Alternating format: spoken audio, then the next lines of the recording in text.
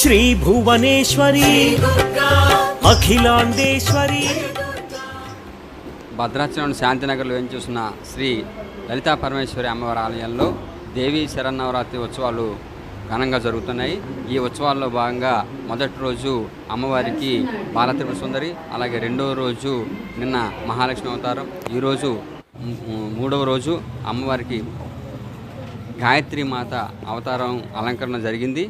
ఈరోజు విశిష్టత గాయత్రి మాత ఏంటంటే లోకాన్ని అంతటికీ కూడా బీజాక్షరాన్ని ముందుగా మనకి అందించింది గాయత్రి మాతే.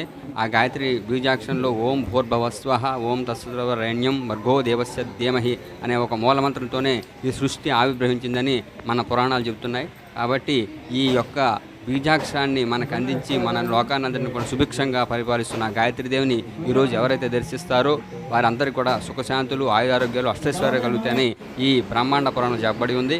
కాబట్టి ఈ లలితా పరమేశ్వరి ఆలయ కమిటీ ఈరోజు అమ్మవారికి అందించిన ఈ గాయత్రి అవతారం, ఈ గాయత్రి అవతారం భక్తులందరూ కూడా దర్శనం చేసుకొని ఆమె ఆశీర్వాదం పొంది అమ్మవారి కృపకు పాత్రలు కావాలని మరీ కోరుతున్నాం.